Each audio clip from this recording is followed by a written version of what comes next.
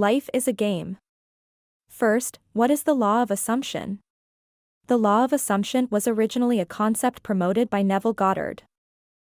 If you can assume and believe that something already exists, then it will manifest. Your imagination is divine. Everything you experience, including this video you're watching right now, emerges from your own creative mind.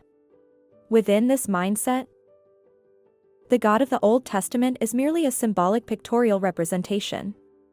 Ultimately, everything originates from you, just as you originate from the divine. You are the divine.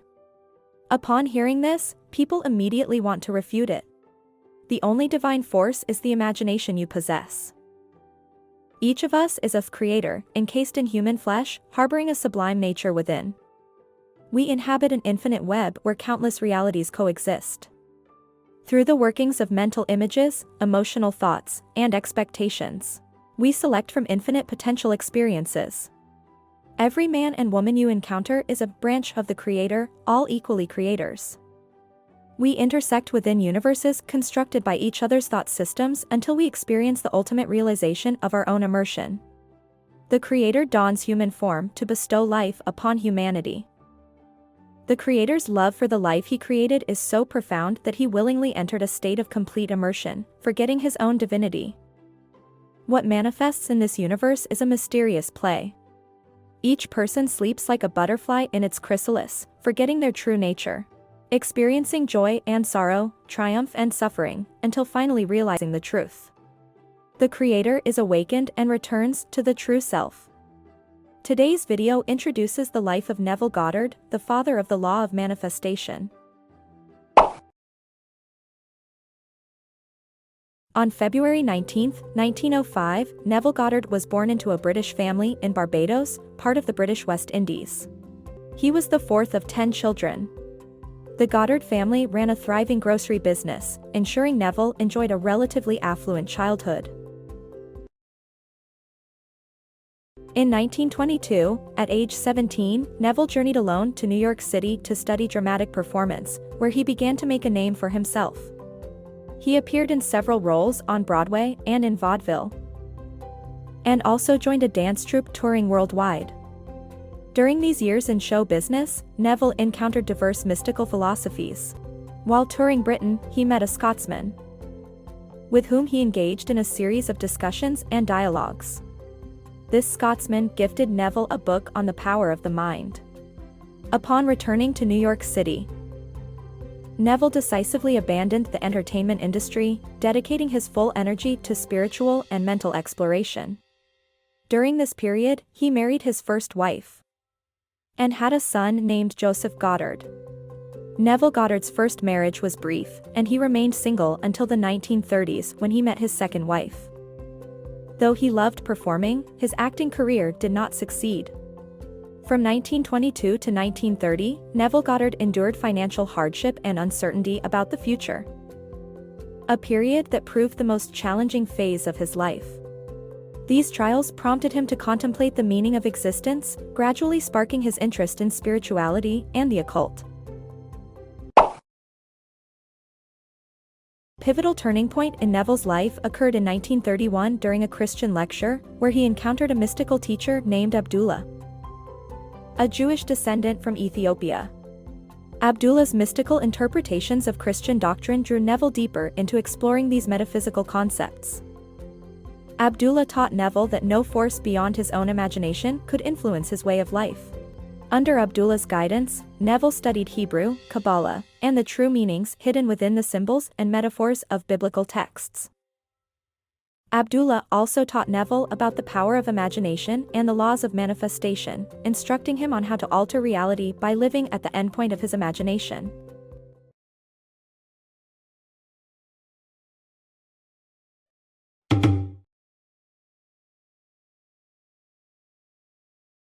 In 1933, during America's Great Depression, 1/4 of the nation's workforce was unemployed, leaving many homeless.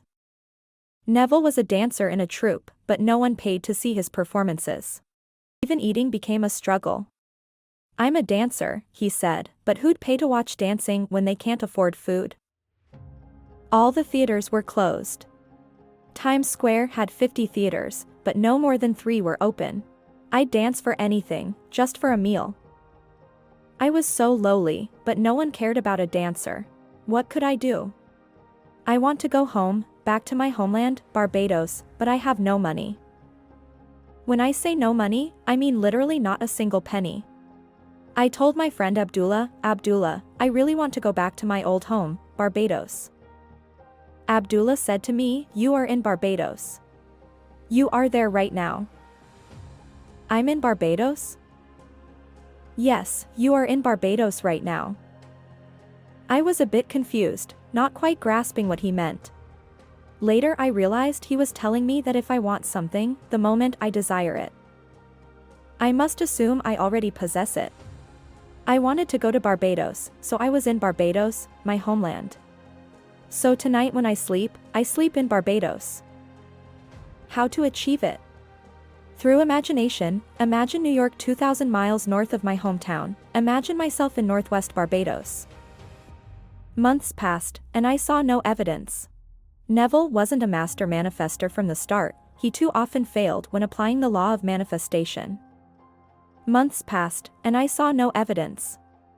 I said weakly, you know what, Abu? If I can't build a boat, I'll probably never make it to Barbados in this lifetime. Abu said, who said you were going to Barbados? You are in Barbados. You can't discuss how to get to Barbados when you're already in Barbados. Then he walked straight into the room, slammed the door shut, and wouldn't listen to another word I said. If you knew him, that's how he taught me the law of manifestation. So I had no choice but to live as if I were in Barbados. When I went to bed, though my body was in New York, I truly felt I was in Barbados. What I saw beneath me wasn't New York, it was just a city 2,000 miles north of my hometown. Within 48 hours of completing my manifestation practice, I suddenly found a letter under my door from my brother Victor. Inside was $50. He wrote, I've instructed the steamship company to issue you a ticket. Charged to my account. $50 should suffice for any small purchases you might need. In those days, you could buy a decent suit for $12. And a nice pair of leather shoes for $4, so $50 was a considerable sum back then. Neville went to the shipping company, where they said, Mr. Neville, we only have third-class cabins available now, but when we reach St. Thomas in the Virgin Islands, you might be able to upgrade to first class, as some passengers may disembark there. I thought I was in luck and gladly accepted. I went back to Abdullah, excitedly telling him, Abdullah, it worked. I'll be home on December 6th. I'll start in third class, and once we reach St. Thomas, I might upgrade to first class if someone leaves and there's an open seat. Guess what the guy told me? He said, who said you're going to Barbados? You're already going to Barbados, in first class. Well, what can you say to someone like that? At 6 in the morning, I boarded the ship. I thought I'd be in third class to the Virgin Islands, but suddenly someone from the shipping company found me and said, Mr. Neville, we have a surprise for you. Someone canceled their first-class berth. Congratulations, you've been upgraded to first class. Abu found out later but wasn't surprised. I couldn't even call him, no chance back then. I know he wanted to teach me a lesson, believe in God, but believe in me too, because the God in your heart is yourself, the marvelous human imagination. Do you believe your own marvelous human imagination is God? If the word God conveys a sense of something existing outside of you, then you've certainly misplaced it. For you yourselves are his temple. He dwells within you, he resides within me. In seeking who he is and where he is, I discover he is my own human imagination. That is the God within my heart, and yours as well. No matter what kind of life we live in this world, the promise will surely come. Whether I am rich or poor, judge or judged. Whatever role I play in this world, the promise is not conditional, it is unconditional. So my worthiness for all this does not depend on my own good deeds, it is the result of a consciousness, unrestricted by anything in this world. If I dare to assume I am who I wish to be, and remain faithful to that assumption, it shall surely come to pass. Through this experience, Neville became profoundly convinced of Abdullah's teachings.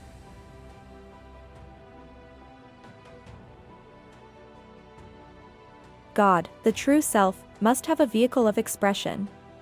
Everything in the world requires a person to express it. God is that person. God created man to express himself. He came into the world to manifest the idea he originally conceived. God conceived a state and knew he would need man to express that state. So from the depths of his own being he sent himself into this world. Each person comes into this life to experience truth. Before the way of God, the true self, is fulfilled in you, he does not leave. When this world tells you that you are dead, if the way of God has not yet been realized in you, you will return to another life just like this one, a world just as real, and continue your journey there until the longing in you pulls you to your end.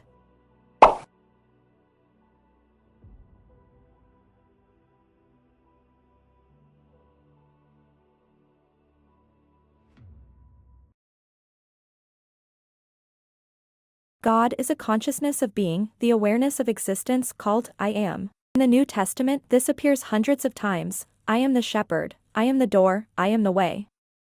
Through this doorway of existence awareness, the concrete manifestation of life gradually enters the visible world.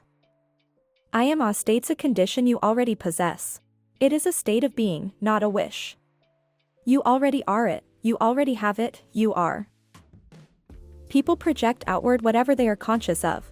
For example, before you realize yourself as a human being, you first realize as being, and only afterward realize yourself as a man.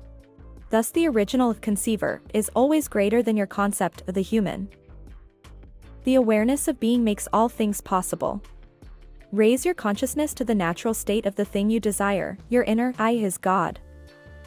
Why do so many prayers go unanswered? Because people are praying to a God who does not exist for them. For example, you feel poor and therefore pray to God for wealth, but your return will match your awareness, poverty. For prayer to succeed you must make a declaration, not a plea. If you want wealth, you must deny the evidence your sense is present, deny your present poor condition, and assume you are already wealthy. Shut the present sense of I out the door and declare yourself to be the ideal I. The moment your declaration becomes convincing, the evidence related to your declaration begins to be attracted to you. All signs come afterward, they never come first. Only consciousness makes things real. First there must be that consciousness, then the thing appears. Your desire must be intense enough to embody the thing you want, even if there is no reason to believe your wish could now be fulfilled. Because you discover your awareness of being is God, your consciousness will cause what you desire to manifest. What you manifest is always what you are conscious of being. Man is merely the garment of a non-individual being, the I am a people call God. Every garment has its limits. If you have no awareness of something, there is no cause established for it to exist. Raise your awareness to a state of unity with the essence of the thing, and you will become the expression of that thing. You must pray from within the essence of the desire before the desire is fulfilled. All things are like this, unless you can be aware of them, they will not manifest. In your consciousness, feel that quality until you can sense you have become it. When you immerse yourself in the feeling of being it, that quality will appear in your world. This I am of consciousness is your awareness. Unless what you seek is first constructed in your consciousness, your seeking is wasted effort. Everything must begin and end in consciousness.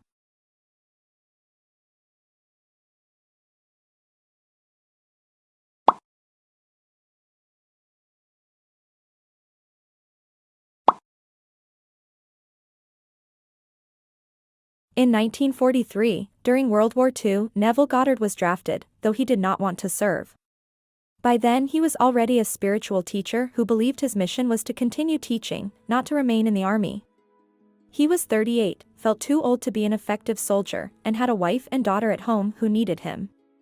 When his discharge request was denied, he did not grow angry. Instead, he lay down on his barracks bed, closed his eyes, and imagined.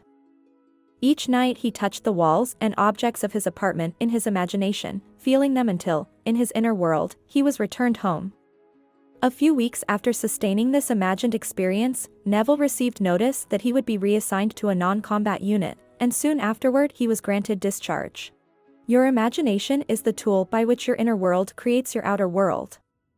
When you feel that you possess something, even if you do not yet have it physically, because you truly imagined it and truly felt it, then it exists in another space. It does indeed exist, it has not yet appeared in the material world. When you live in that state long enough, the outer reality will begin to match it. If an event in three-dimensional space can be observed before it happens, that suggests the event was predetermined. To change conditions in three-dimensional reality, you must first alter those conditions in four-dimensional space. There exists a higher dimensional self, the fourth dimension. This extra time-like dimension is not linear. Every three-dimensional object is a cross-section of a four-dimensional object. That means when I meet you, I am meeting a cross-section of your four-dimensional self. To see your four-dimensional self, I would have to view every cross-section from your birth to your death, every moment, and allow them to coexist. My attention must encompass all the sensory impressions you have experienced on Earth and all those you might yet encounter. I see every experience of your life, but not in chronological order, instead I see them as a whole. I perceive a constantly changing, complete state. To a higher dimensional world, this world is merely a shadow, something we can shed or transcend at any time. The three-dimensional world is derived from a more fundamental, higher dimensional world, which itself is derived from an even higher dimension, and so on.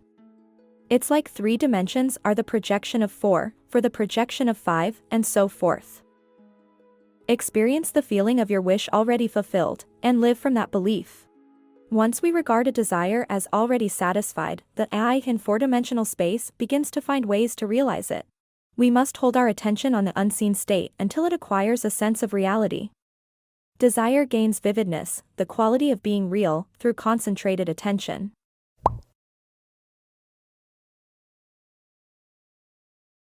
One year, Neville Goddard suddenly had a premonition that his mother was about to pass away. Driven by an urgent desire to be by her side, he made an improbable journey back to her during wartime. Neville returned to Barbados to visit his mother, but soon after, he was informed he couldn't leave the island for 7 months. Yet he absolutely had to be back in New York by the first week of May. The shipping company stated that the earliest return voyage would be in September at the earliest, and even that was the most optimistic estimate. There were no passenger ships serving the entire Leeward Islands, with thousands of people waiting daily. What did he do to change this? He simply sat in a deck chair, imagining himself boarding a small boat heading toward the large ship waiting at sea. Back then, there was no Deepwater Island. We had to take a small boat to reach the large ship, climbing the gangway to board. In my mind, I climbed that gangway. My final destination was aboard that ship. If my inner self performs an action, my outer self must inevitably repeat that action. When the actions of the inner self align with those of the outer self in pursuing a desire, that desire is certain to be fulfilled. I made the mental image as vivid as possible, imagining what I would see, do, and hear when boarding that ship. All passengers in Barbados must first take a small boat from the harbor to board the large ship anchored a mile offshore. The small boat is then moored alongside the large ship, a gangway is lowered. And passengers walk up the gangway to board the large ship. If I am to board that ship, this is the action I must perform. Facing such a scene, I must truly feel those complex emotions. The emotions I feel will be a mix of bittersweet, joy and sorrow. I imagine myself actually stepping onto that gangway, then walking onto the deck, grasping the ship's railings. At this moment, I look back and see my hometown port of Bridgetown, and a wave of sorrowful farewell emotions wells up. Picture stepping onto the gangway, walking across it. This process must be as vivid and natural as possible, engaging every sense. Repeat this sequence over and over until it feels so real you're truly there. Keep walking that gangway until you drift off to sleep. I smell the salty sea breeze in the air. Gazing at the island of Barbados with nostalgia, my heart fills with complex emotions. A touch of sadness wells up at leaving my family behind, and I drift off into this feeling, dozing off. The next day, I receive a call from the shipping company that had previously told me the earliest departure would be in September. They said a spot had opened up that day in the US. I got the replacement seat. My manifestation succeeded. From my experience, I'm certain, no matter where you long to go, you must first arrive there with your imagination.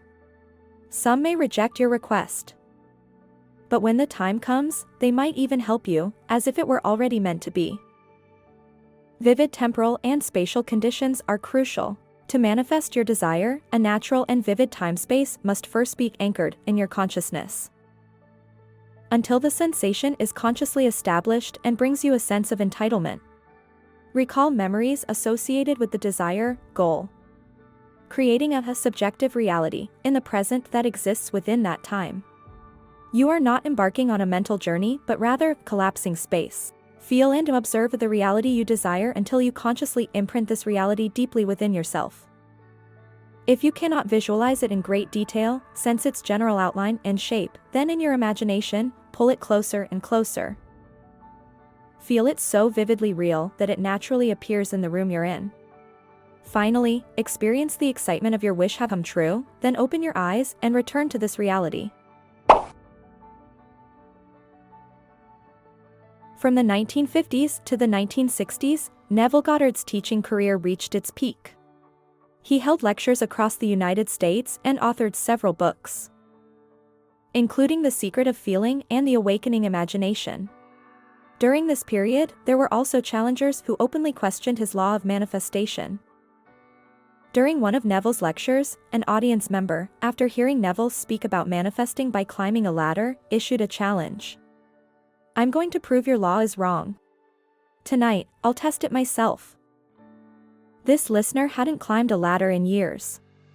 Returning home, he sat in a comfortable chair in his living room and visualized a ladder, climbing it step by step.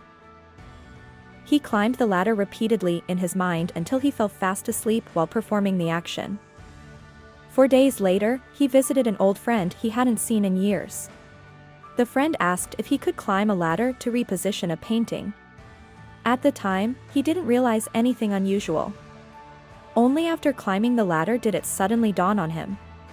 When he thought about how he had actually proven Neville's law of manifestation, he became so emotionally overwhelmed he nearly fell off the ladder. Why are our thoughts and intentions tools of creation? Because humans can observe events before they occur in this world. It signifies that life on Earth must follow some plan. This plan must also exist somewhere in another dimension, gradually entering our space. If events do not exist in this world when first observed, they must exist somewhere outside of this world. Things observed elsewhere before occurring here are, from a human perspective, already determined. Human potential can alter one's future, and all change occurs within consciousness. You possess the power to imbue desire with reality, granting it the opportunity to become fact. Everything we see, though appearing to exist outside us, actually resides within us, within our imagination. In this fleeting, finite world, what our eyes perceive are but shadows. Events occur because relatively stable imaginative activity creates them. Nothing can take it away from your imagination unless you fail to envision its realization with unwavering conviction.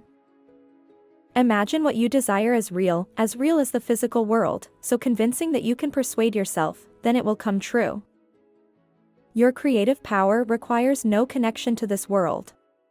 If you can envision your imagination in minute detail, your inner self will give you a very clear response. When you see it clearly and transparently within yourself, that greater you, that self existing in a higher dimension, will mobilize every possible pathway and method to facilitate the materialization of what you have envisioned and affirmed as real.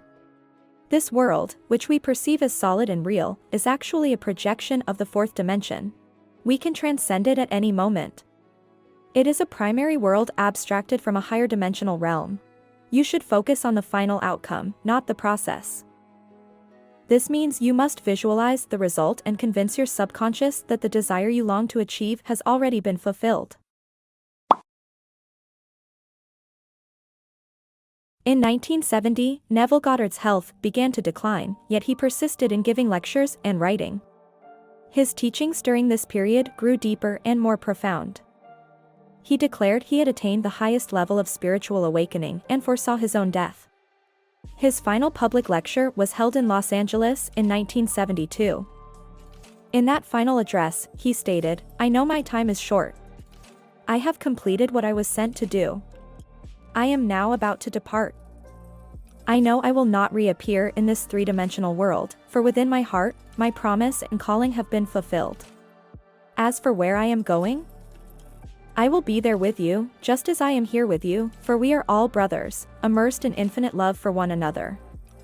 On October 1, 1972, Neville Goddard passed away at his home in Los Angeles due to heart failure at the age of 67.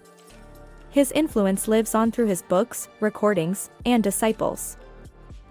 His law of assumption has become a core concept for manifestation learners, continuing to influence many who study the laws of manifestation, including the secret author Rhonda Byrne. Neville Goddard's life journey, from his childhood in Barbados to his quest for dreams in America, from the theatrical stage to the spiritual podium, revealed his pursuit of freedom, truth, and love. His life embodied his oft-repeated mantra, "You are the creator of your world, and your imagination is your tool." That's all for today's video. Thank you for watching. I'm Fong Lin. If you enjoyed my content, please subscribe and turn on notifications so you won't miss my next video. See you next time.